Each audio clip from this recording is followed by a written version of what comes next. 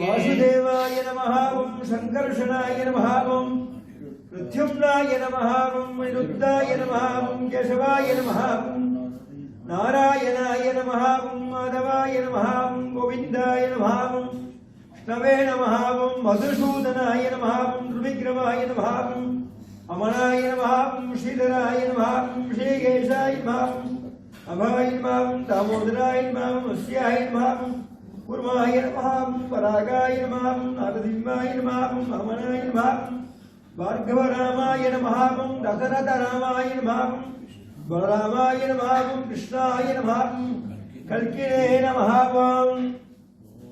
ज्वाला नरसिंहाय नमः अगोपिल नरसिंहाय नमः मालोल नरसिंहाय नमः क्रोड नरसिंहाय नमः कारंज नरसिंहाय नमः भार्गव नरसिंहाय नमः योगानंद नरसिंहाय नमः छत्रवड़ नरसिंहाय नमः पावन नरसिंहाय नमः पालह नरसिंहाय नमः लक्ष्मी नरसिंहाय नमः ओम श्री भूमिनीला समेत लक्ष्मी आयवदन परब्रह्मणे नमः स्वस्ति प्रजाभ्य परिपालयन्तायेन मार्गेण महीमहीषां ब्राह्मणेभ्यो नमस्कृत्यं लोकाः समस्ताः काले वशतवज्जन्यनिर्विधायिने शोभलगितो ब्राह्मणा धर्मया सुधान अर्हमया परमशुद्रो नमः।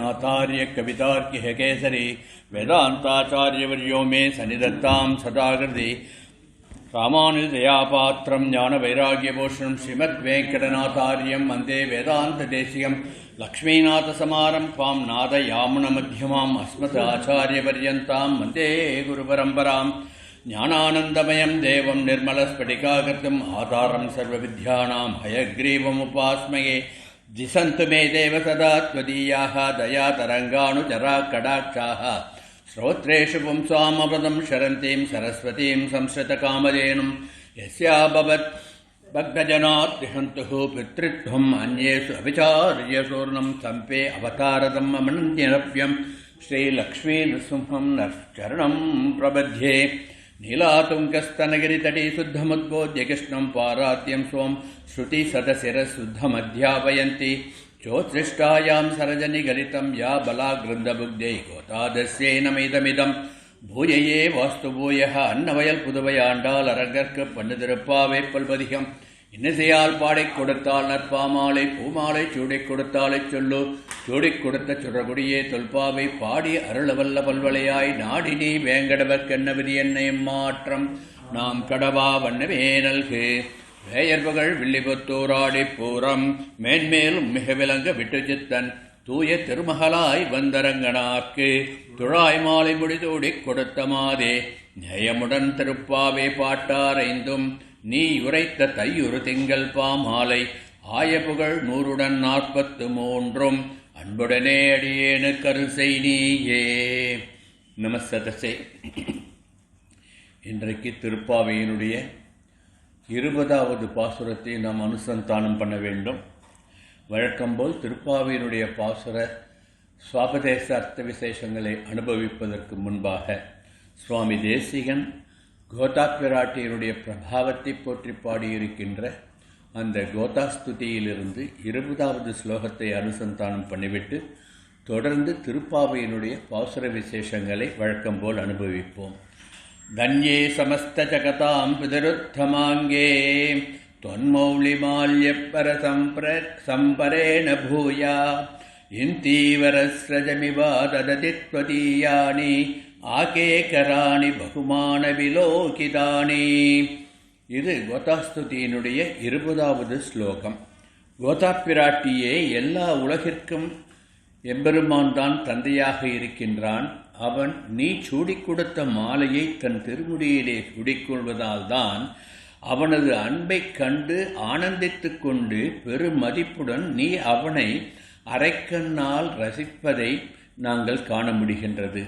நீ அவ்வாறு உன் கடைக்கண் பார்வையினால் எம்பெருமானுடைய கோலத்தை ரசிப்பது கருணைதல் மலர்களால் இன்னும் ஒரு மலர் மாலையை அவனுக்கு சூட்டியது போல் இருக்கின்றதல்லவா என்று பிராட்டியினுடைய அந்த பார்வை கடைக்கண் வீச்சு விசேஷத்தை சுவாமி தேசிகன் இந்த ஸ்லோகத்திலே அனுபவித்திருக்கின்றார் என்பதோடு இந்த அர்த்தத்தை நாம் தெரிந்து கொள்வோம்.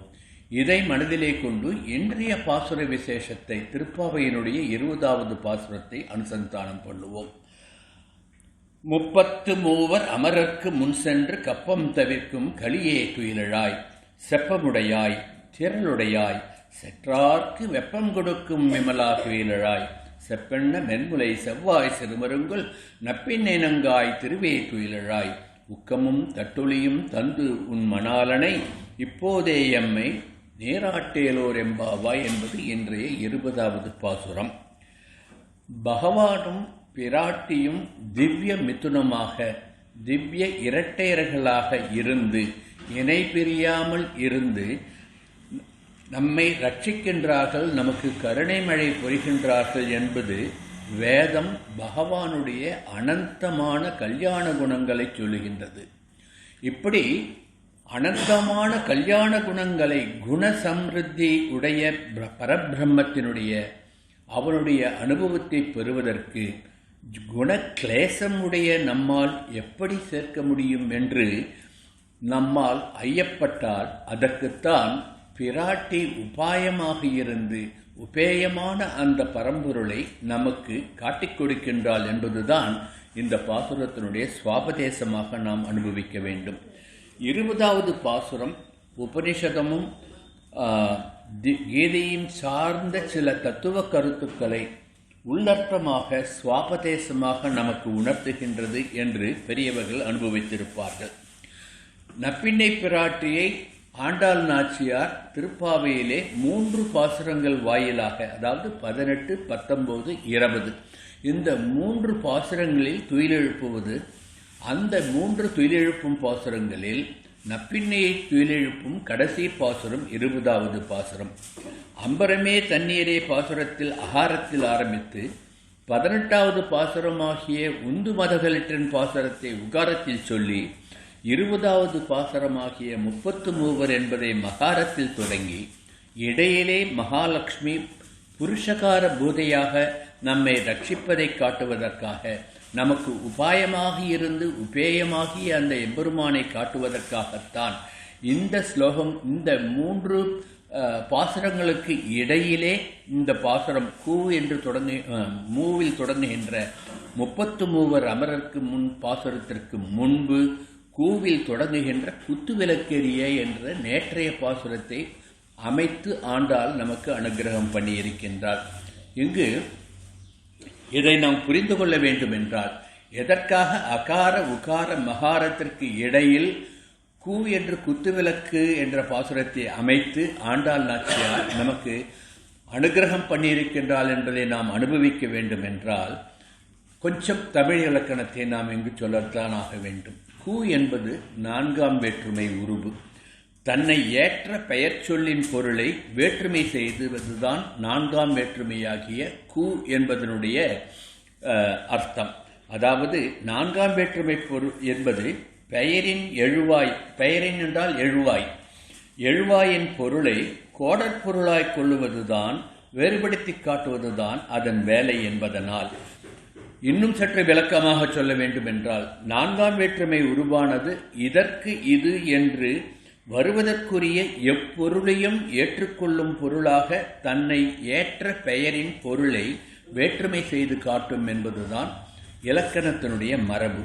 இப்படி வினையையும் பெயரையும் சேர்த்து இணைப்பதுதான் 4ஆம் வேற்றுமை உருவாகிய கூ. இந்த வகையிலே வேற்றுமை உருவாகிய கூ, 4ஆம் வேற்றுமை உருவாகிய கூ என்ற எழுத்திலே தொடங்கிய குத்துவிளக்கெரிய பாசுரத்தை அகார உகார மகாரங்களுக்கு இடையில் வைத்து பிராட்டி நமக்கு உபாயமாக இருக்கின்றாள் என்பதை இங்கு நமக்கு எடுத்து காட்டுகின்றாள் ஆண்டாள் நாச்சியார். இப்படி ஆண்டாள் தமிழையும் ஆண்டாள் நம்மையும் ஆண்டாள் என்று நாம் அனுபவிக்க வேண்டும். இப்படி அகாரஸ்வரூபியான பரமாத்மாவையும் மகாரம் குறிக்கின்ற ஜீவாத்மாவையும் உகாரம் குறிக்கின்ற மகாலட்சுமி நமக்கு எடுத்துக்காட்டுவதுதான் இந்த 4 பாசுரங்களில் ஆண்டாள் நாச்சியார் நமக்கு காட்டுகின்ற ஓங்கார ஸ்வரூபத்தினுடைய பொருள் என்று நாம் அர்த்தம் அனுபவிக்க வேண்டும். கீழ்ப்பாசுரத்திலே நாம் கமலா என்று பிராட்டியினுடைய பெயருடைய அர்த்த விசேஷத்தை அனுபவித்தோம். லா தான ஆதனே என்று ஜீவாத்மாவை பரமாத்மாவுக்கும் பரமாத்மாவை ஜீவாத்மாவுக்கும் கொடுத்து பண்டமாற்று செய்கின்றாள் என்று அனுபவித்தோம் அல்லவா. பந்தார் விரலி உன் மைத்துனன் பேர்பாடு என்ற அந்த பாசுரத்தை அனுபவிக்கின்ற பொழுது ஒரு கையிலே கண்ணன் ஒரு கையிலே பந்து என்று நப்பின்னை இருந்தால் என்ற கோலத்தை காட்டி, கண்ணன் பரமாத்மா அகாரஸ்வரூபன், பந்து என்பது ஜீவாத்மா உலகம் என்பதை காட்டி உலகத்தில் உள்ள சேதனங்களாகிய நம்மை ஜீவாத்மாக்களை சொல்லி கண்ணனை ஒரு கையிலும் ஜீவாத்மாக்களாகிய நம்மை ஒரு கையிலும் பிடித்து கொண்டு இடையிலே அந்த உகாரஸ்வரூபமாகிய மகாலட்சுமி இருந்து அகார உகார மகார தோற்றமாகிய ஓம் என்ற பிரணவத்தை நமக்கு உணர்த்தினால் என்பதை கீழ்ப்பாசுரத்தில் அனுபவித்தது போன்றேதான் இந்த பாசுரத்திலும் நாம் அனுபவிக்க வேண்டும். இப்படி லா தான ஆதானே என்று வாங்கியும் கொடுத்தும் பண்டமாற்று செய்கின்றாள் என்பதை இந்த 3 பாசுரங்களுடைய உள்ளுரைப் பொருளாக நாம் அனுபவித்தோம் என்றால் பிராட்டியினுடைய புருஷகார தத்துவம், அவள்தான் புருஷகாரி என்பது நமக்கு தெரிய வரும். ஆகவேதான் நேற்றைய பாசுரத்திலே எம்பெருமான் உனக்கு மட்டும் சொந்தமல்ல, அவன் எல்லோருக்கும் சொந்தம் என்று சொல்லி பிருந்தாவனமும் நந்தகுமாரனும் யாவருக்கும் பொது செல்வம் ஒன்றோ என்று பக்தியினால் பிராட்டியிடம் ஒரு பக்தி சண்டையே போட்டால் அல்லவா நாச்சியார், ஆண்டாள் நாச்சியார். ஆகவே இவ்வாறு கண்ணனை உனக்கே சொந்தம் என்று நீ கொண்டாடுவது தத்துவம் இல்லை, உனக்கே வைத்துக் கொண்டிருப்பது தகுவு இல்லை என்று சொல்லி திருக்கதவம் திறவாய் வந்து எங்களுக்கு கண்ணனை கொடுப்பாய் என்று பிரார்த்தித்தால் அல்லவா நேற்றைய பாசுரத்திலே. அதன் தொடர்ச்சியாக இன்றைய பாசுரத்தை நாம் அனுபவிக்க வேண்டும். 33 அமரர்க்கு முன் சென்று என்று இந்த பாசுரத்தை ஆண்டாள் நாச்சியார் தொடங்குகின்றாள். 33 என்பது ஏன் தேவர், அமரர்கள் என்றால் தேவர்கள், ஏன் தேவர்களுக்கு முன் சென்று என்று ஆண்டாள் இங்கு சொன்னால், தேவர்களுக்கு எப்பொழுதும் அமுதம் வேண்டும், அவர்களுக்கு தேவலோக பதவி வேண்டும், அவர்களுக்கு பலம் வேண்டும் என்றுதான் எம்பெருமானை பிரார்த்திப்பார்கள். ஆனால் நாமோ எங்களுக்கு உன்னையே வேண்டும் என்று வேண்டுகின்ற ஒரு பாவத்திலே நாம் இருக்கின்றோம் அல்லவா. ஆகவே நாங்கள் நின்னருள் வேண்டி இப்பூவுலகில் உழன்று கொண்டிருக்கின்றோம், இதை காண வேண்டாமா, எங்கள் துயர் போக்குவாயாக என்று அந்த எம்பெருமானுடைய திருமாமணி வாசலிலே நின்று கொண்டு ஆண்டாள் நாச்சியார் பிரார்த்திப்பதாக நாம் இந்த பாசுர தொடக்கத்தை அனுபவிக்க வேண்டும். 33 அமரர்க்கு என்று சொல்லுவார்கள். 33 அமரர் என்பது சாதாரணமாக 30 முக்கோடி தேவர்களும் என்று சொல்லுவார்கள். நான் சின்ன வயசில் இருந்தபோது கிராமத்தில் இருந்தேன். அப்போல்லாம் எங்கள் கிராமத்தில் கூத்து நடக்கும். கூத்து நடக்கும்போது முதல்ல வந்து இந்த தொப்பக்கூத்து ஆடின்னு ஒன்று விதூஷகன் வருவான், வந்து 30 முக்கோடி தேவர்கள்ன்ட்டு ஆரம்பிப்பான். அப்போது அதனுடைய அர்த்தம் புரியல. அதுக்கப்புறம் வளர வளர ஆண்டாள் பாசுரத்தை அனுபவிக்கும் பொழுது தான் 30 முக்கோடின்ட்டு அவ ஏன் சொல்லி வச்சா பெரியவெல்லாம் நமக்கு பாமர ஜனங்களுக்கும் தெரியணுன்றதுக்காகன்றதுக்கு நாம் அனுபவிக்கணும்னா இந்த பாசுரத்தில் ஆண்டாள் 33 அமரர்க்கு முன் சென்று என்று ஆரம்பிப்பதை அனுபவிக்க வேண்டும். யார் இந்த 33? 33 என்றால் ஒவ்வொரு 33ஆக சொல்லப்படுகின்ற ஒவ்வொரு தேவனுக்கும் பின்னால் கோடி கோடி அமரர்கள் என்று எடுத்துக்கொள்ள வேண்டும். ஆகவேதான் 30 முக்கோடி என்றாகின்றது. அந்த 33 யார் என்பதை நாராயண உபநிஷத் நமக்கு எடுத்து காட்டுகின்றது, அதற்கு பதில் சொல்கின்றது. நாராயணாத் பிரம்மா ஜாயதே, நாராயணாத் ருத்ரோ ஜாயதே, நாராயணாத் இந்திரோ ஜாயதே, நாராயணாத் பிரஜாபதய பிரஜாயந்தே, நாராயணாத் துவாதசாதித்ய ருத்ராவசவ சர்வாணி சர்வாணி ச சந்தா பும்சி, நாராயணா தேவ சமுத்பந்தே, நாராயணே பிரவர்த்தந்தே, நாராயணே பிரலீயந்தே என்று சொல்லிக்கொண்டே போகும் நாராயண உபனிஷத். இந்த நாராயண உபநிஷத்திலே இந்த 7 வரிகளிலே 33 தேவர்கள் யார் என்பதை நமக்கு சொல்லுகின்றது. இதைத்தான் பொய்கை ஆழ்வார் அழகாக தமிழ்படுத்தி ஒரு பாசுரத்திலே சொல்லியிருப்பால் முதல் திருவந்தையாதியிலே. எண்மர் 11 ஈரொருவர் ஓரொருவர் வண்ண மலரேந்தி வைகலும் நன்னீர் ஒரு மாலையால் பரவி ஓவாது எப்போதும் திருமாலை கைதொழுவார் என்று அந்த முதல் திருவந்தாதி பாசுரம். எண்மர் என்பது அஷ்டவசுக்கள், 8 பேர் அஷ்டவசுக்கள். 11 என்பது ஏகாதச ருத்ரர்கள் 11 பேர். ஈரொருவர் என்பது ஈரொருவர் என்பது 12, 2 6 12, 12 பேர் துவாதச ஆதித்யர்கள். ஓர் இருவர் என்பது 2 பேர் அஸ்வினி குமாரர்கள். இதை கூட்டி பாருங்க, அஷ்டவசுக்கள் 8, ஏகாதச ருத்ரர்கள் என்பவர்கள் 11 பேர், ஈரொருவர் என்று சொல்லப்பட்ட துவாதச ஆதித்யர்கள் 12 பேர், ஈரொருவர் என்று சொல்லப்பட்ட அஸ்வினி குமாரர்கள் 2 பேர், ஆக 33 பேர். இதைத்தான் ஆண்டாள் நாச்சியார் 33 அமரர் என்று சொல்லி இருக்கின்றாள் என்று பெரிய திருவந்தாதி முதல் திருவந்தாதி பாசுரத்திலே பொய்கையாழ்வார் காட்டினபடியும் நாம் அனுபவிக்கலாம். இதையே பெரிய திருவந்தாதி பாசுரம் ஒன்றில் நம்மாழ்வாரும் அனுபவித்து காட்டியிருக்கின்றார். எப்படி என்றால், இரு நால்வர் ஈரைந்தின் மேலொருவர் எட்டோடு ஒரு நால்வர் ஓர் இருவர் அல்லால் திருமார்க்கு யாம் யார் வணக்கம்மார் ஏ பாவம் நன்னெஞ்சே நாமா மிகைபடையோம் நாள் என்று பெரிய திருவந்தாதியிலே 10வது பாசுரம். இரு நால்வர் என்பது 2, 4, 8 பேரை சொல்லுவது அஷ்டவசுக்கள். ஈரைந்தின் மேலொருவல் என்பது 2, 10, 10 மேல 1, 11 ஏகாதச ருத்ரர்கள். எட்டோரு நால்வர் என்பது 8, 4, 12 அவர்கள்தான் துவாதச ஆதித்யர்கள். ஓர் இருவர் என்பது 2 அஸ்வினி குமார்கள் என்று இந்த 33 தேவர்களை நம்மாழ்வார் பாசுரத்திலும் எடுத்து காட்டுவார். இப்படி இந்த 33 தேவர்களை முன்னிறுத்தித்தான் ஆண்டாள் நாச்சியார் இங்கு 33 அமரர்க்கு முன் சென்று என்பதற்கு விளக்கம் சற்று பின்னாலே அனுபவிப்போம். யார் இந்த 33 பேருன்னு பார்த்தோம் இல்லையா? அஷ்டவசுக்கள் என்று பார்த்தோம். யார் அந்த அஷ்டவசுக்கள் என்று சொல்லுகின்றேன். அஷ்டவசுக்கள் 8 பேர் யாருன்னா, அனலன், அனிலன், ஆபத்சைவன், சோமன், தரன், துருவன், பிரத்யூஷன், பிரபாசன் என்று 8 பேர் அஷ்டவசுக்கள். இந்த பிரபாசனுக்கும் மகாபாரதத்துக்கும் ஒரு தொடர்பு இருக்கு, அஷ்டவசுக்களுக்கும் மகாபாரதத்துக்கும் தொடர்பு இருக்கு. பிரபாசன் தான் கங்கை மைந்தனாக பீஷ்மராக இருந்தார். அதை சொல்ல போனால் அது ஒரு பெரிய கதை, நாழியில் அதை சொல்லலை, ஒரு தெரிதலுக்காக சொல்லுகின்றேன். அஷ்டவசுக்களில் ஒருவனான பிரபாசன் தான் பீஷ்மராக வந்தார் என்பதற்கு பின்னப்பயாவது ஒரு சமயம் கிடைச்சதுன்னா அந்த கதையை சொல்றேன். ஏகாதச ருத்ரர்கள் 11 பேர். மன்யு, மணி, மகி, தாசன், மகான், சிவன், ருதுத்வஜன், உத்திரரேதஸ், பாவன், காமன், காமதேவன், கிருதவிரதன் என்று 11 பேர் ஏகாதச ருத்ரர்கள். துவாதச ஆதித்யர்கள் என்ற 12 பேர் தத்தர், மித்ரர், ஆர்யமா, ருத்ரர், வருணர், சூரியன், பாகர், விஸ்வவான், பூஷா, சபிதா, துவைஷ்டா, விஷ்ணு என்று 12 பேர் துவாதச ஆதித்யர்கள். அஸ்வினி தேவர்கள் நாசத்யன், தசரன் என்று 2 பேர்கள். ஆக இவர்கள் 33 தேவர்கள்.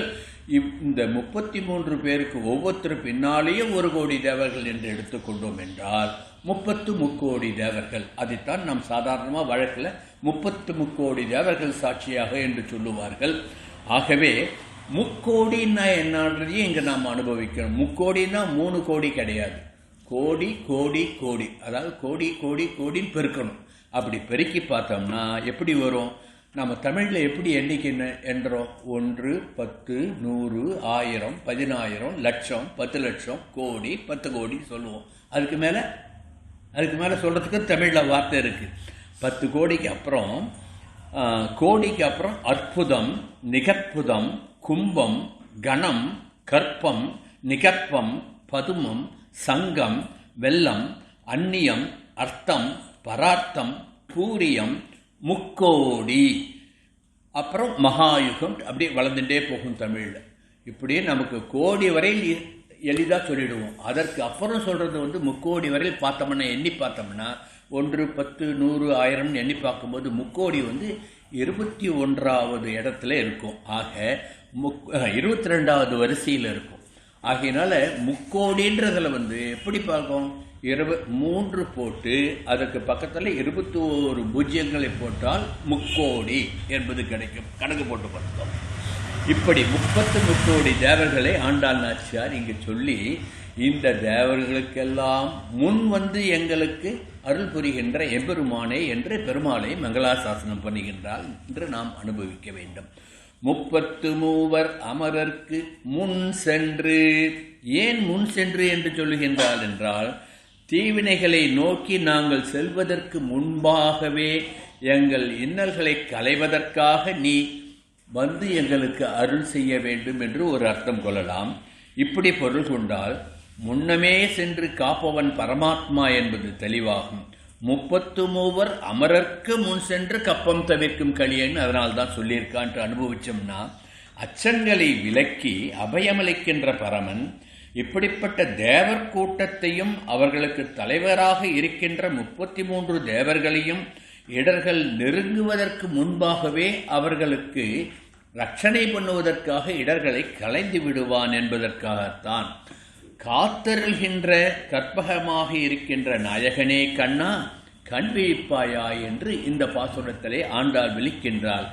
எடுத்த காரியத்தை திறம்படச் செய்து நிறைவுறச் செய்பவனே என்று மங்களாசாசனம் பண்ணுகின்றார். குற்றமில்லாதவனே, மிக்க வலிமை புரிந்தவனே, எங்கும் நிறைந்தவனே, பகைவர்களுக்கு துன்பங்களை கொடுப்பவனே, உறக்கம் விட்டு எழுந்து வந்து எங்களுக்கு அருள் செய்ய மாட்டாயா என்று பிரார்த்திக்கின்றால் இந்த பாசுரத்திலே. இப்போ பொதுவாக நம்ம யாக யஜ்ஞங்கள் பண்ணுகின்ற பொழுது இந்திரன், அக்னி, ஈஸ்வரன், நவகிரகங்கள் ஏதோ சில தேவதைகளை குறித்து பண்றோம் இல்லையா? அப்ப எல்லாருக்கும் மந்திர ரூபமாக அக்னியில் ஆகுதி மூலம் மந்திரம் சொல்லுகின்றோம். ஸ்வாகா என்ற அந்த அக்னியினுடைய பத்னி தான் அந்த நாம் கொடுக்கின்ற ஆகுதியை நாம் எந்த தேவதைக்கு பண்ணுகின்றோமோ அந்த தேவதையிடம் கொண்டு சேர்ப்பார்கள். இப்படி நாம் எந்த தேவதைக்கு வந்தனம் பண்ணினாலும் அது கேசவனைத்தான் போய் சேரும். இப்போ நீங்கள் இந்திரனை நினைத்தோ அல்லது நவகிரகங்களை நினைத்தோ எந்தாவது ஒரு ஹோமம் பண்ணாலும் அதனுடைய பலன் அனைத்தும் எம்பெருமானுக்கு தான் சேரும் என்பது இன்னொரு வாக்கியம் இருக்குது, மகாபாரதத்தில் வரும். எப்படி மழை பெஞ்சதுன்னா அந்த ஜலம் கடைசியில் எந்த ரூபத்திலேயாவது இருந்தாலும் கடலில் போய் சேர்றதோ அப்படி நாம் எந்த தேவதைக்கு நாம் பிரார்த்தனை பண்ணாலும் அனைத்தும் கேசவனையே போய் சேரும் என்று சொல்லுவார்கள். அப்படி இங்கு நாம் காமியார்த்தமாக பண்ணுகின்றோம். இந்த காமியார்த்தங்கள் பலனை எதிர்பார்த்து செய்வது. ஆனால் நாம் பண்ணுகின்ற கைங்கரியங்கள் கண்ணா எவ்வித பிரதிபலனும் எதிர்பார்க்காமல் அபயம் சரணாகதம் என்று யார் உன்னை அழைத்தாலும் ஓடோடி வருகின்றாயே, தேவர்களுக்கு முன்பாக வந்து அனுகிரகம் பண்ணுகின்றாயே என்பதனால்தான் 33 அமரர்க்கு முன் சென்று என்ற வார்த்தையை ஆண்டாள் சொல்லுகின்றார். தேவர்களுக்கெல்லாம் முன் வந்து ஒருவன் நம்மை ரட்சிப்பான் என்றால் அவன் சரணாகத பத்சலனாகிய அந்த கோவிந்தனாகிய கண்ணன் தான் என்று ஆண்டாள் இந்த பாசுரத்திலே சொல்லுகின்றார். இதை வேறு கோவிந்தன் என்று சொல்லுவதை இங்கு நாம் அனுபவிக்க வேண்டும். என்றால் கண்ணனைத்தான் கோவிந்தன் 33 அமரர்க்கு முன் சென்று வந்து கப்பம் தவிர்க்கின்ற கலி என்று ஆண்டாள் உள்ளுரை பொருளாக சொல்லி இருக்கின்றாள் என்று நம் பூர்வர்கள் அனுபவித்து காட்டியிருப்பதனால் கோவிந்தன் என்ற அந்த வார்த்தையினுடைய அர்த்தத்தையும் நாம் பல்வேறாக அனுபவிக்க வேண்டும். கோ என்றால் பூமி, விந்தன் என்றால் ஒன்றை தேடி நாடிப்போய் என்று பொருள் கொண்டோம் என்றால் பூமியை நாடிப்போய் கொண்டவன் யார்? வராக அவதாரத்திலே எம்பெருமான் பூமி பிராட்டியை கடலிலிருந்து இடர்ந்து கொண்டு வந்து காட்டினான் அல்லவா? அந்த ராட்சசன் அவளை கொண்டு பூமியை மறைத்த பொழுது அதைத்தான் கோவிந்தன் என்று அனுபவிப்பார்கள். கோ என்றால் பசு, அதாவது ஆணிரைகள். விந்தன் என்றால் காப்பவன். அப்ப கோவிந்தன் என்பது ஆணிரைகளை காக்கின்ற அந்த கண்ணன் என்று அந்த கிருஷ்ணாவதார காலத்தை நினைத்து கோவிந்தன் என்பது ஆணிரை காத்த குன்றமேந்தி குளிர்மழை காத்த அந்த கோவிந்தனை குறிப்பிடுகின்றது என்று நாம் அனுபவிக்கலாம். கோ என்றால் தலைவன், விந்தன் என்றால் துதிக்கப்படுபவன் என்று அர்த்தம் கொண்டோம் என்றால் தேவர்களுக்கெல்லாம் தலைவனாக இருப்பவன், தேவாதி தேவனாக இருப்பவன், தேவர்களாலும் துதிக்கப்படுபவன் யாரோ அவன்தான் எம்பெருமான் ஸ்ரீமன் நாராயணன் கண்ணனாகிய கோவிந்தன் என்று எடுத்துக்கொள்ளலாம். கோ என்றால் புலன்கள், விந்தன் என்றால் வென்றவர், அடக்கி ஆள்பவர் என்ற அர்த்தத்தை எடுத்துக்கொண்டோம் என்றால் புலன்களை அடக்கி இந்திரியங்களை தன் கட்டுக்குள் கொண்டு வந்த ஆச்சாரியர்களையும் கோவிந்தன் என்ற பதத்தினால் நாம் அனுபவிக்கலாம் என்பது. கோ என்றால் தலைவர், விந்தன் என்றால் அடையத்தக்கவர் என்பதை, உணரத்தக்கவர் என்பதை பொருள் கொண்டோம் என்றால் வேதம் ஓதுவதால் அடையக்கூடியவர் யாரோ, மந்திரங்களை உணரத்தக்கவர் மந்திரங்களால் உணரத்தக்கவர் யாரோ, உபநிடத வாக்கியங்களால் போற்றப்படுகின்ற யாரோ அவர்தான் தலைவர். அந்த தலைவர்தான் எம்பெருமானாகிய ஸ்ரீமன் நாராயணனாகிய கண்ணனாகிய கோவிந்தன் என்று நாம் அனுபவிக்கலாம். இப்படி கோவிந்தன் தான் பக்தியுடன் அழைத்தால் 33 அமரர்க்கு முன் வந்து நமக்கு ரட்சகம் பண்ணுவான் என்பதை ஆண்டாள் இந்த பாசுரத்திலே எடுத்து காட்டுகின்றார். யார் யாரையோ சபையில் அழைத்தும் ஒருவரும் தனக்கு உதவாத பொழுது மானத்துக்கு போராடிய திரௌபதி என்ன பண்ணால், சங்க சக்கர கதாபானே துவாரகா நலயாச்சுதா கோவிந்த புண்டரீகாட்சம் ரட்சமாம் சரணாகதம் என்று ஆண்டாள் கோவிந்தனை நினைத்து சரணாகதி பண்ணின அடுத்த க்ஷணமே புறவை துறந்து அவள் மானத்தை காத்து ரட்சணம் பண்ணினால்லவா? இது ஒரு சான்று. 1000 ஆண்டுகள் முதலியுடன் போராடி அனைத்து தேவர்களையும் வேண்டிய பொழுதும் ஒருவரும் கஜேந்திரனை மீட்க வரவில்லை. ந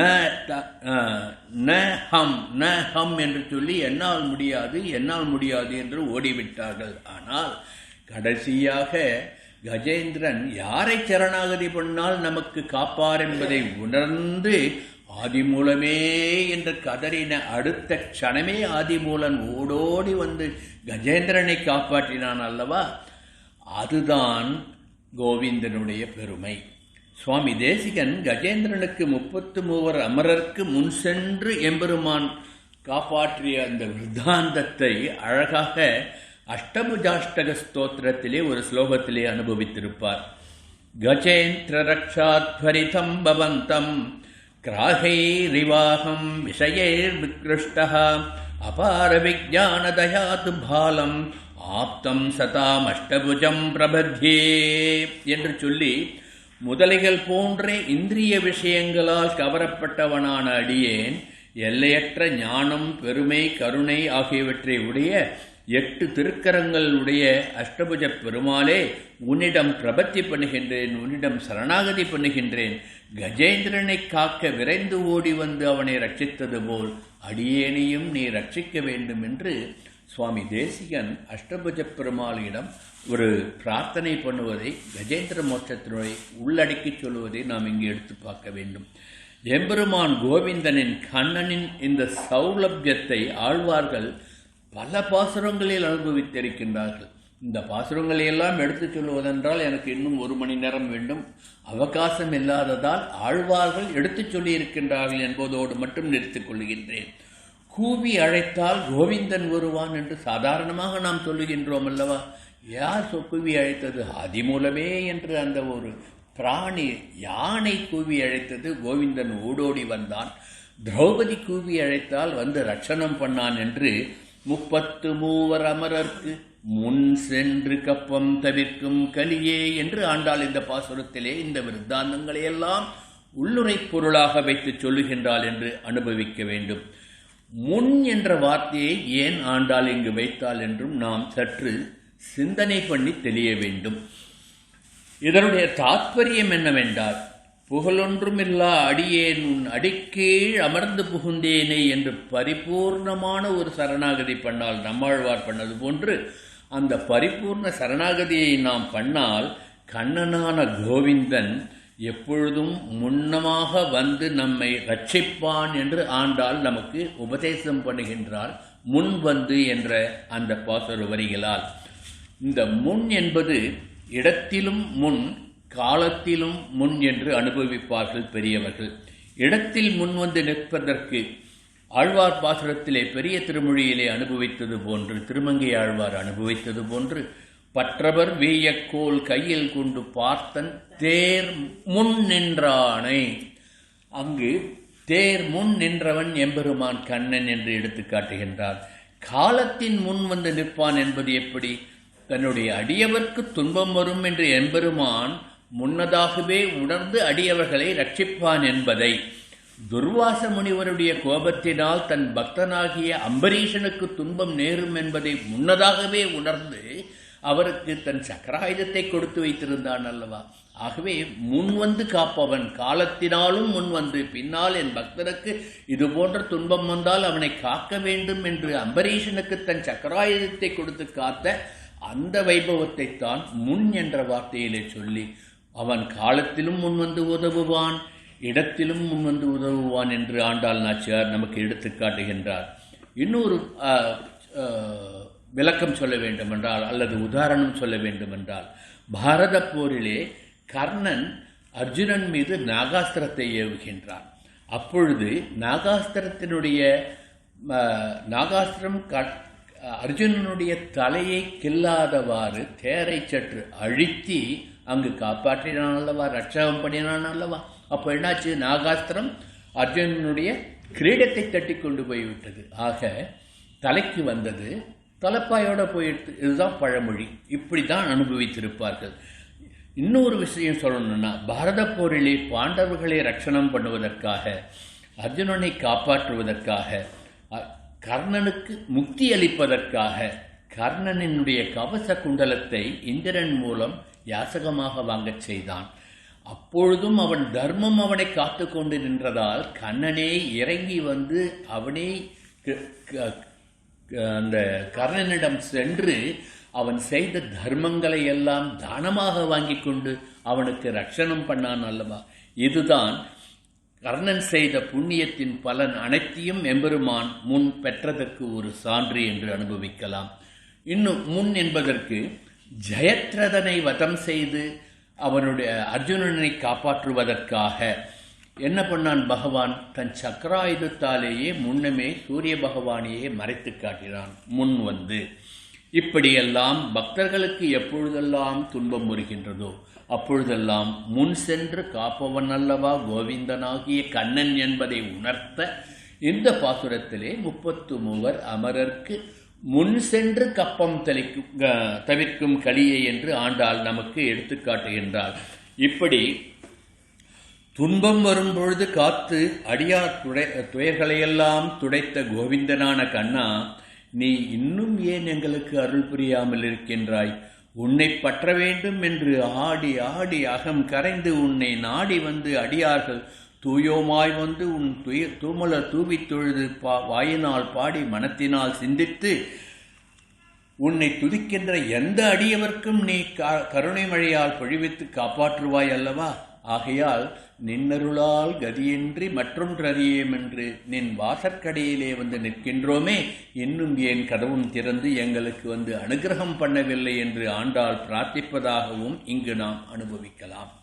உண்ணும் சோறு பருகும் நீர் தின்னும் வெற்றிலை எல்லாம் கண்ணன் என்று எம்பெருமானியே எண்ணி காணுமிடமெல்லாம் கண்ணனைக் கண்டு காக்கையைக் கண்டால் கண்ணா, மேகத்தைக் கண்டால் கண்ணா என்று நாங்கள் உருகி நிற்கின்றோமே, உன்னை சரண் என்று வந்த எங்களுக்கு இன்னமும் வந்து ரட்சணை பண்ணாதது, எங்களுக்கு கருணை தராதது ஏன் கண்ணா என்று உரிமையோடு கேட்கின்றாள் ஆண்டாள் என்றும் நாம் அனுபவிக்கலாம்.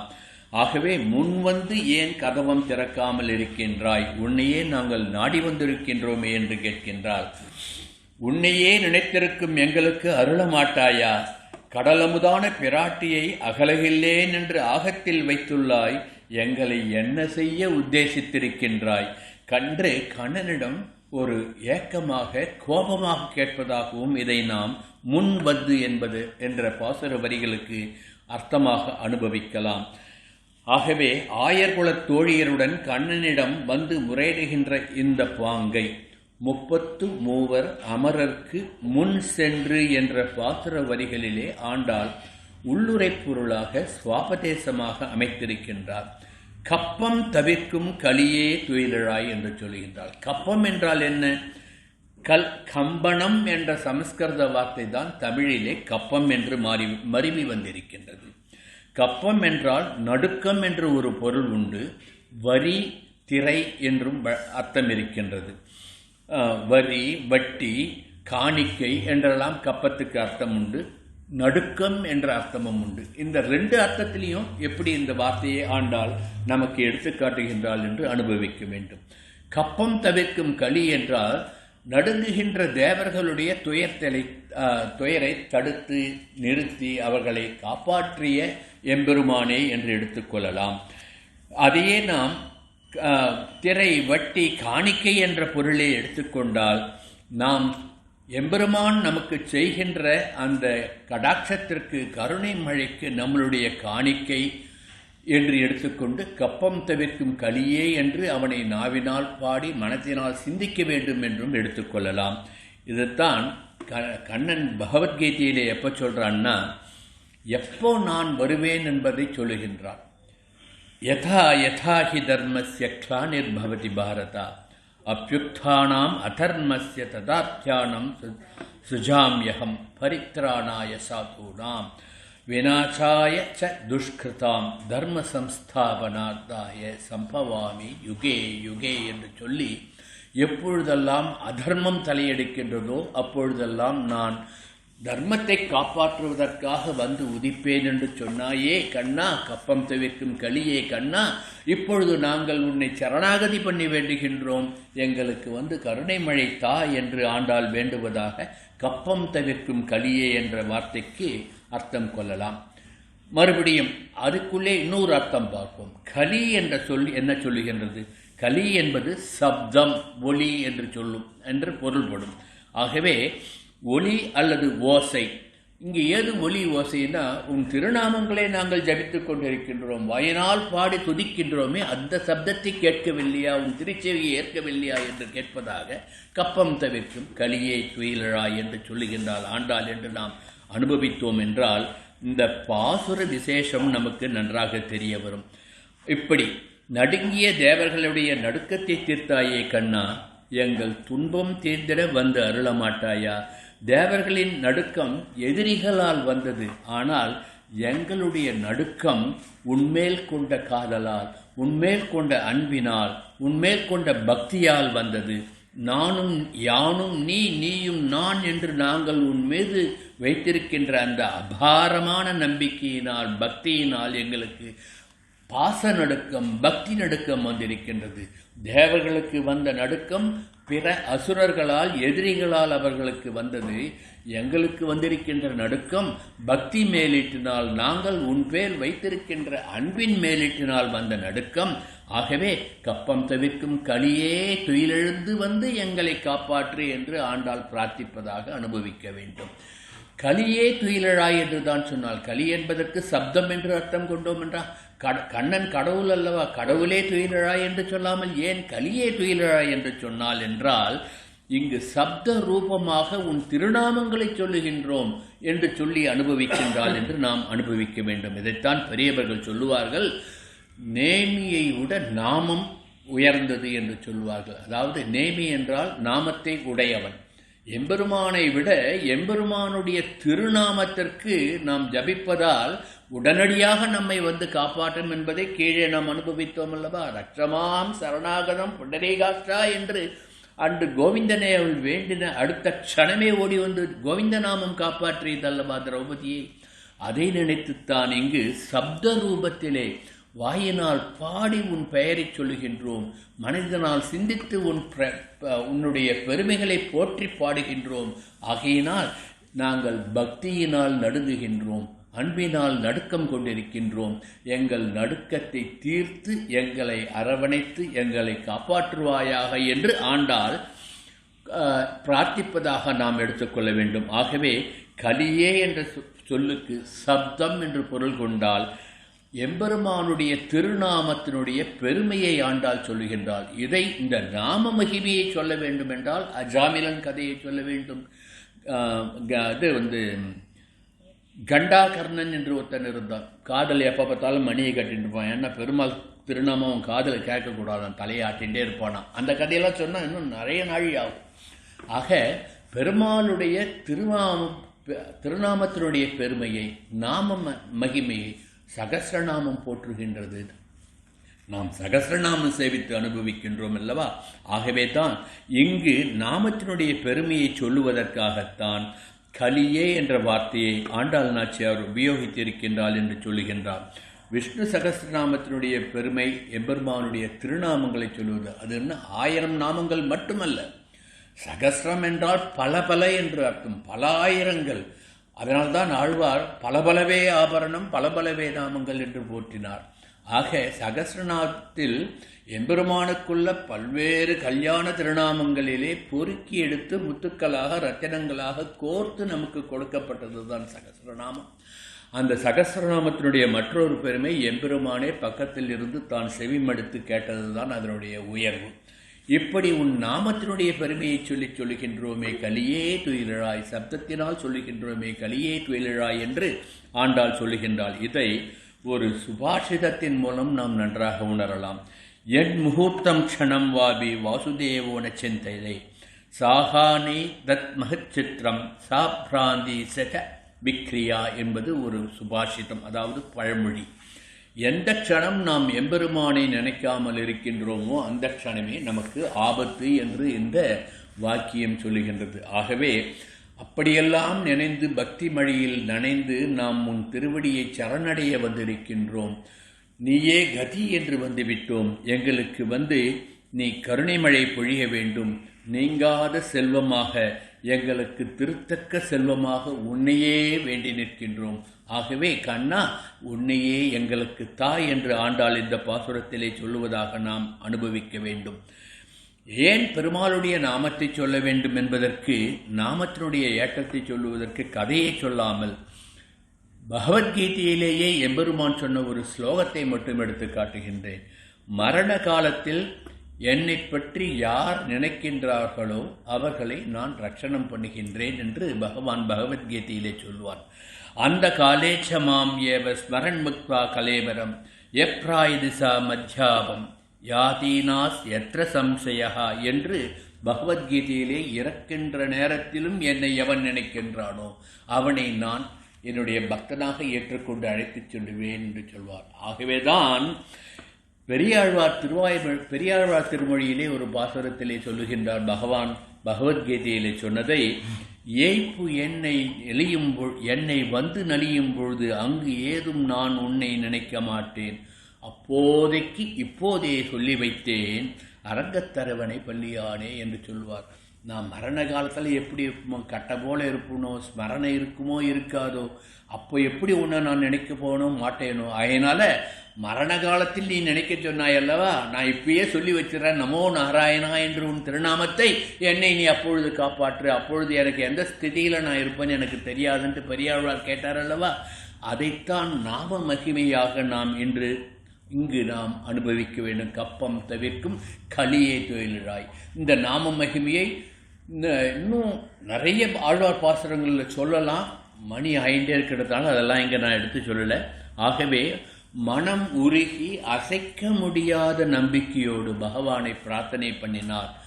கூவி அழைத்தால் கோவிந்தன் ஓடோடி வந்து விடுவான் என்பதைத்தான் 33 அமரர்க்கு முன் சென்று கப்பம் தவிர்க்கும் களியே, எங்கள் துயர்களை தொலைக்கின்ற களியே என்று அந்த எம்பெருமானை அவனுடைய திருநாமத்தை சொல்லி அழைக்கின்றாள் என்று நாம் அனுபவிக்க வேண்டும். ஆகவேதான் அடியார் படுதுயர் ஆயனவெல்லாம் நிரந்தரம் செய்யும் நீல் விசும்பருளும் அருளோடு பெருநிலமளிக்கும் பெற்றதாயினும் ஆயன செய்யும் நலம் தரும் சொல் எது நாராயணா என்று நான் கண்டுகொண்டேன் என்று ஆழ்வார் அனுபவித்தார் அல்லவா.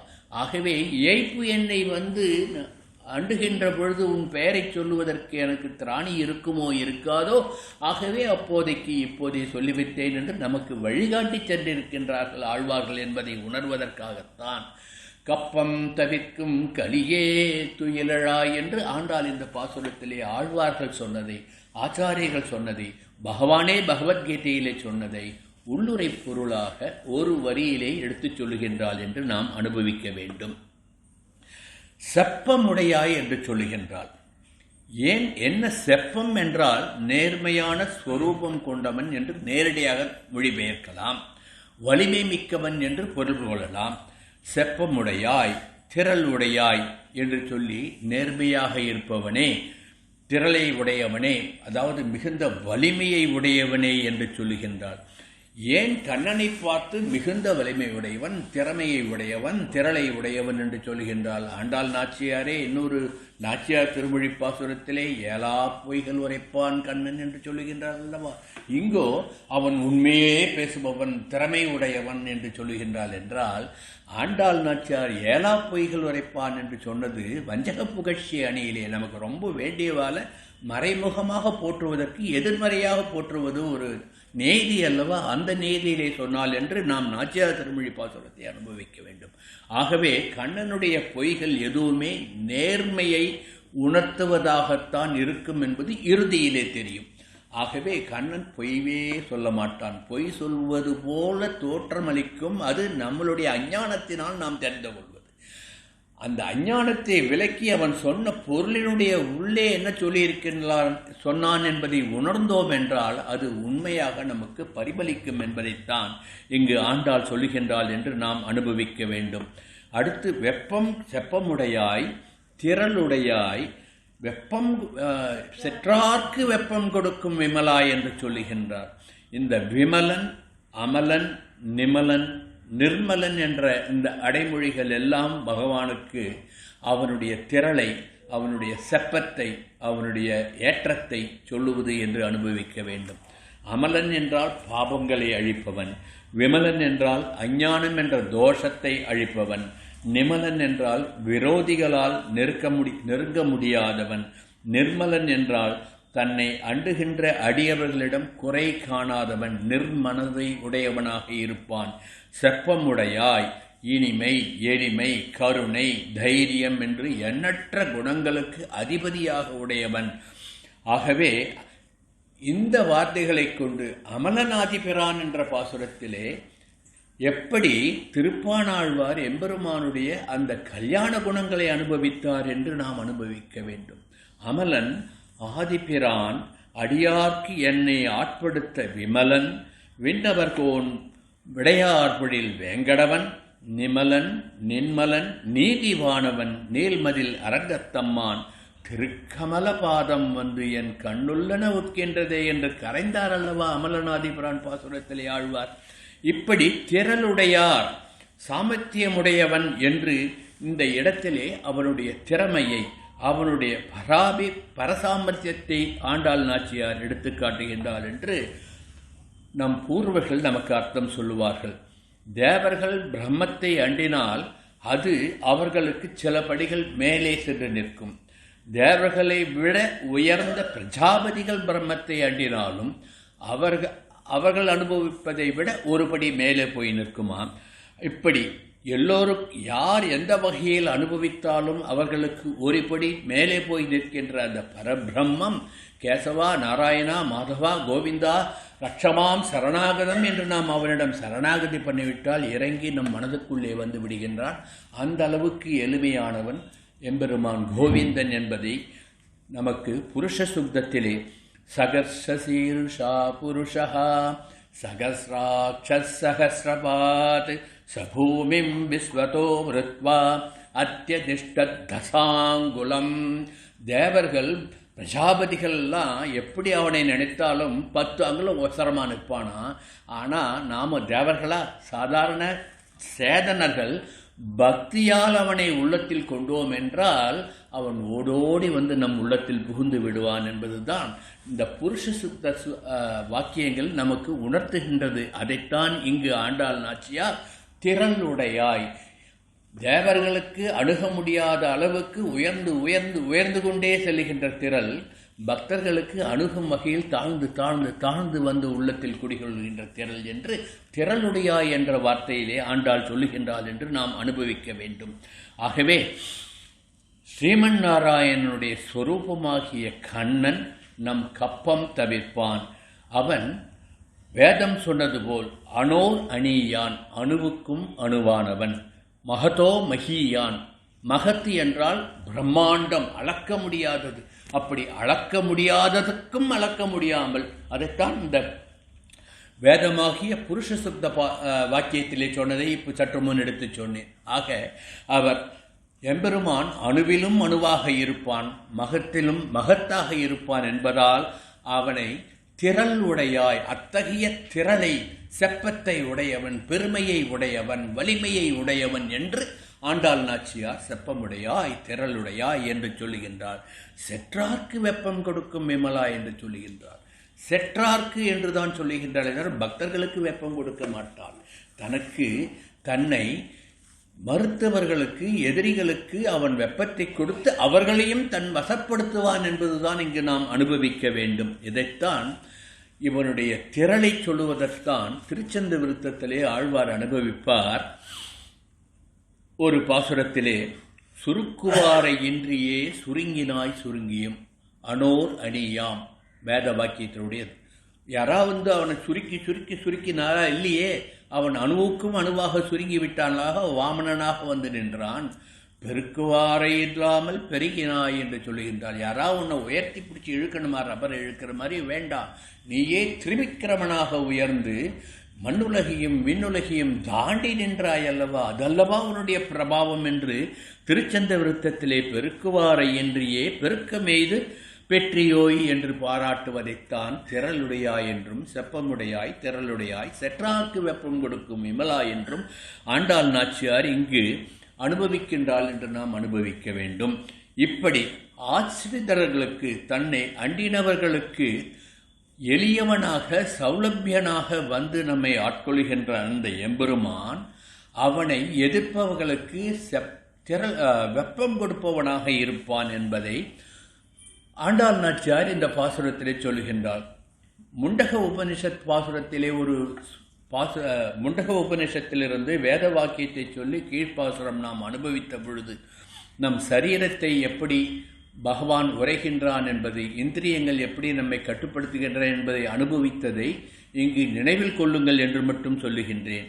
ஆகவே அதே உபனிஷத்திலே இன்னும் ஒன்று, ஒரு மரத்திலே இருக்கின்ற பழங்களை உண்ணுகின்ற பறவை இளைத்து கொண்டே இருந்தது, உண்ணாத பறவை நன்றாக கொழுத்திருந்தது என்று பரமாத்ம தத்துவத்தை முண்டக உபனிஷத் நமக்கு உபதேசம் பண்ணினதை கீழ்ப்பாசுரத்தில் நாம் அனுபவித்ததையும் இங்கு மனதில் கொண்டு இதை அனுபவிக்க வேண்டும். இப்படி நாம் அனுபவித்தோம் என்றால் எம்பெருமானுடைய சௌலபியமும் அவனுடைய பராக்கிரமமும் தெரிகின்ற வகையிலே நாம் உணரலாம் என்பதைத்தான் செப்பமுடையாய் திரளுடையாய் என்று ஆண்டாள் நாச்சியார் எடுத்து காட்டுகின்றாள் என்று அனுபவிக்க வேண்டும். இந்த திரளுடையாய் என்ற வார்த்தைக்கு ஒரு சின்ன கதையை சொல்லி எம்பெருமானுடைய அந்த மகத்துக்கும் மகத்தாக இருக்கின்ற அந்த திரள் எப்படிப்பட்டது என்பதை உபனிஷத் போதிப்பதை மட்டும் இங்கு சொல்லுகின்றேன். தேவாசுர யுத்தம் முடிந்த பிறகு தங்களுடைய திறமையால் தான் அசுரர்களை வென்றுவிட்டோம் என்று இந்திரன் மகா கர்வம் கொண்டு தெரிந்தான். எம்பெருமான் கருணை இல்லாவிட்டால் தேவாசுர யுத்தத்திலே அசுரர்களை தேவர்களால் வென்றிருக்க முடியுமோ? தேவர்கள் தானே எம்பெருமானிடம் சரணாகதி பண்ணி அவனை பிரார்த்தனை பண்ணி அவன் உதவி பண்ணினான்.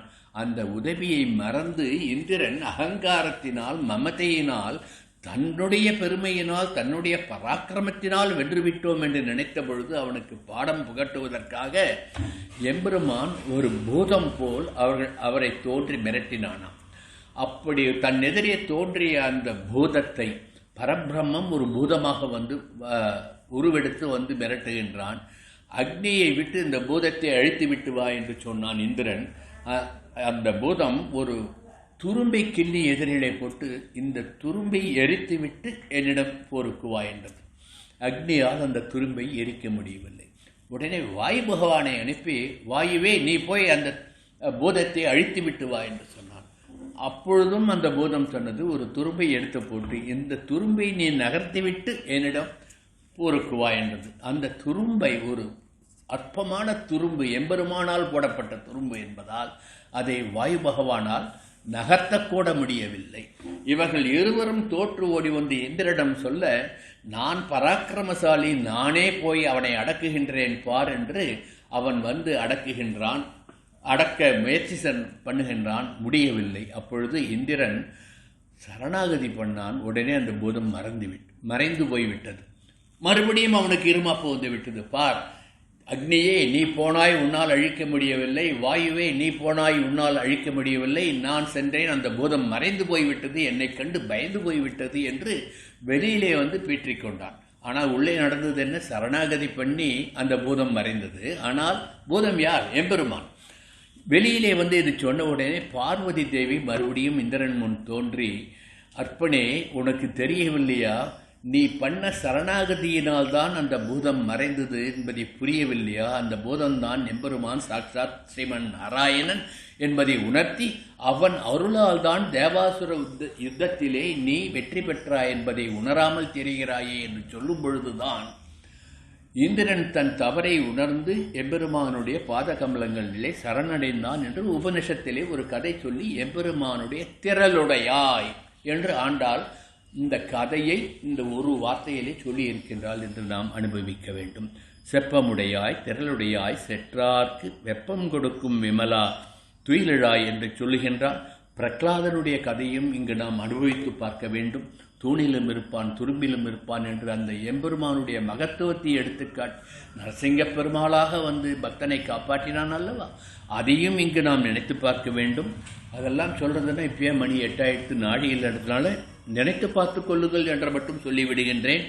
இப்படி அடுத்த வரியிலே செப்பெண்ணம் என்பதை செவ்வாய் சுமருங்கள் நப்பினங்காய் தெரிவை தொழிலாய் என்று அவளுடைய தேக சௌந்தரியத்தை சாமுதிரிகா லட்சணத்தை சொல்லுகின்றார். அதெல்லாம் நமக்கு இப்போ வேண்டாம். சாமுதிரிகா லட்சணம் அவள் அழகான பெண் என்று சொல்லுகின்றாள் என்ற அளவிலே நினைத்துக்கொண்டு நப்பினை பிராட்டியை நங்காய் திருவே என்று சொல்லி எழுப்புகின்றாள் என்று நாம் அனுபவிக்க வேண்டும்.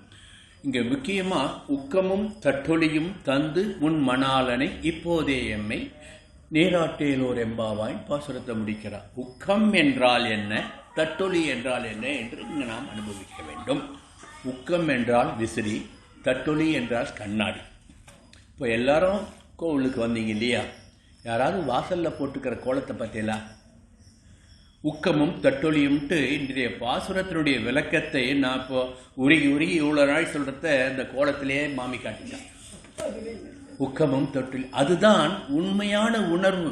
ஒரு பாசுரம் நமக்கு என்ன எடுத்து சொல்லுகின்றது என்பதை நாம் உள்ளத்திலே வாங்கி கொண்டோம் என்றால் அது வெளிப்படும். எப்படி வெளிப்பட்டிருக்குன்னு தயவு செய்து போகும்போது போய் அந்த கோலத்தை பார்த்துட்டு போங்க.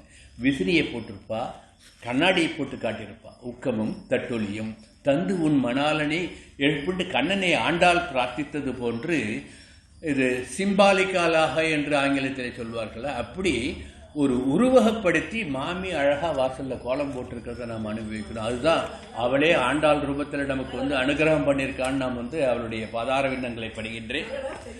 நாராயணா,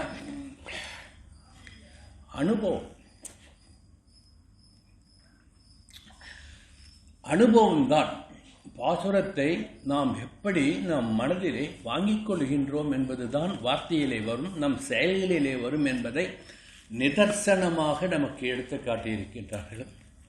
உக்கமும் தட்டொலியும் தந்து உண்மானாலே. உக்கம் என்றால் விசிறி, ஆளவட்ட கைங்கரியம் பண்ணுறோம் இல்லையா, பெருமாளுக்கு ஆளவட்ட கைங்கரியம்.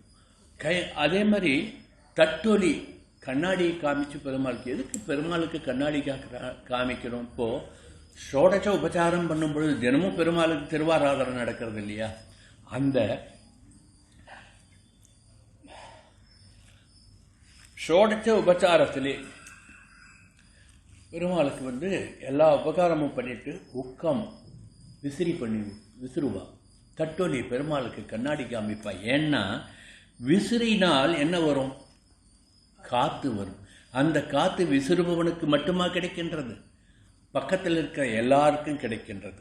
ஆகவே நல்லார் ஒருவர் உளரேல் அவர் பொருட்டு எல்லாருக்கும் பெய்யும் மழை என்பது போன்று நம் எண்ணம் நன்றாக இருந்தால், நம் மனம் நன்றாக இருந்தால், நாம் விசிறுகின்ற வார்த்தைகள் நன்றாக இருந்தால் அது நம்மை சுற்றி இருப்பவர்களை எல்லாம் காப்பாற்றும் என்பதற்காகத்தான் இங்கு உக்கமும் என்ற வார்த்தையை ஆண்டாள் விசிறியை எடுத்து காட்டி சொல்லுகின்றாள் என்று அனுபவிக்க வேண்டும். தட்டொலி என்று அடுத்த வார்த்தை கண்ணாடி.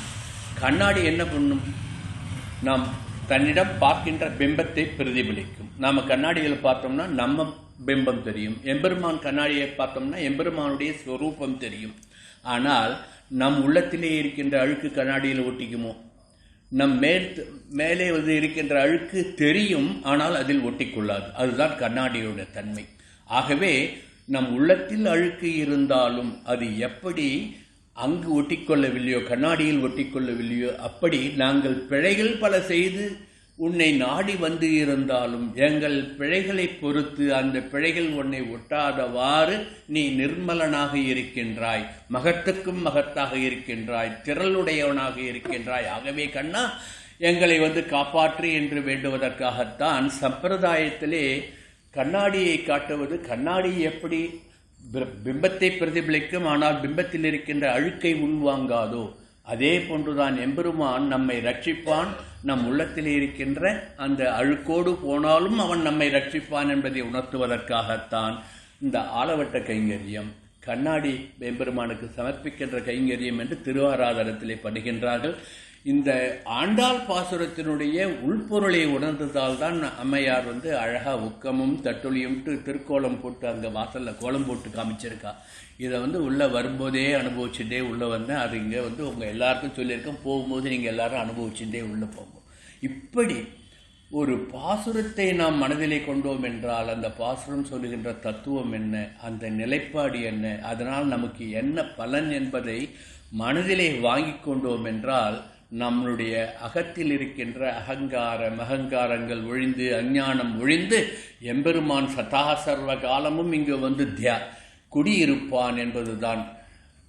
கீழ்ப்பாசனத்தில் ஒரு நாள் வேடிக்கையாக சொன்னேன் இல்லையா, உள்ளம் என்ற கோயிலிலே குடியிருக்க நான் வருவதென்றால் நீ என்ன வாடகை தர வேண்டும் என்று கேட்டாலும் நாம் கொடுக்கக்கூடிய வாடகை எம்பெருமானுக்கு சரணாகதி பண்ணுகின்ற வாடகை தான். அந்த வாடகையை கொடுத்து அவனை நம் வீட்டிலே குடியிருத்து வைத்து விட்டோம் என்றால் சதா சர்வகாலமும் எம்பெருமான் நம்முடனே இருப்பான். இந்த தத்துவத்தை விளக்குவதுதான் ஸ்ரீ வைஷ்ணவ பரிபாஷை. ஒருத்தர் பார்க்கும்போது அடியேன் அடியேன் என்று ஏன் சொல்லுகின்றோம்? எதிரில் இருப்பவனுடைய உள்ளத்திலே எம்பெருமான் உரைகின்றான். அவனுக்கு நாம் அடியவன். என்னால் எம்பெருமான் என்று எழுதப்பட்ட அண்ணாலே அடியோங்கள் அடிக்குடல் வீடு பெற்று உய்ந்ததகான் என்று சொன்னார் அல்லவா ஆழ்வார்.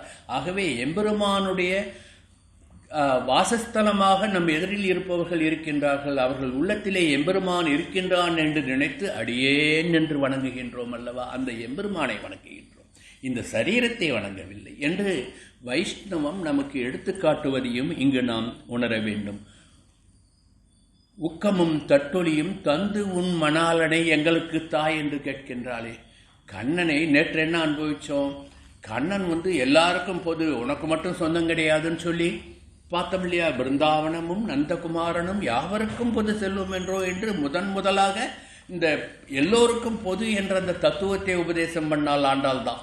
இப்போ யாரோ பண்ணுறா, அது வேறு விஷயத்துக்காக அர்த்த விசேஷத்துக்காக பண்ணுறா, அதை நம்ம விட்டுடுவோம். இப்படி எல்லோருக்கும் கண்ணன் சொந்தம் என்று கொண்டாடினால் நம் வாழ்க்கையிலே அது மாதிரி பண்ண முடியுமா? ஒருவருடைய மனைவி எனக்கு பங்கு கொடு போய் கேட்க முடியுமா? முடியாது இல்லையா. அங்கே 5 லட்சம் கோபியர்கள் கண்ணனிட எங்களுக்கு தாய் என்று ராதையிடம் நப்பினியிடம் வேண்டினார்கள் என்றால் அது பரமானந்த அனுபவம், பரமாத்மா அனுபவம் என்று வேறுபடுத்தி பார்க்க வேண்டும். அதை நம் நிலையில் இருந்து நம் லோகாயுத வழக்கத்தில் இருந்து பார்க்கக்கூடாது என்பதைத்தான் வேதம் நமக்கு காட்டுகின்றது.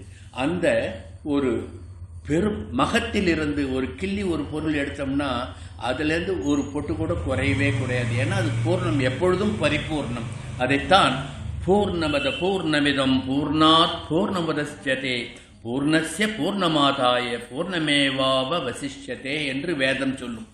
அந்த பூர்ணத்திலிருந்து எவ்வளவு எடுத்தாலும் அது பூர்ணமாகத்தான் இருக்கும்.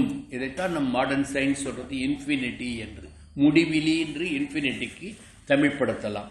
இன்ஃபினிட்டியிலேருந்து எவ்வளோ கழிச்சாலும் எவ்வளோ கூட்டினாலும் அது இன்ஃபினிட்டி தான். அதுபோன்று எம்பெருமான் என்ற பரபிரம்மத்திலிருந்து எவ்வளவுதான் நம் உள்ளத்திலே கொண்டாலும் கொள்ள குறையாமல் இருப்பவன் அந்த எம்பெருமான் என்பதைத்தான் இந்த பாசுரத்திலே உக்கமும் தட்டொலியும் தந்து உன்மணாலனை எங்களுக்கு தாய் என்று வேண்டுவதில் பொருளாக நாம் எடுத்துக்கொள்ள வேண்டும்.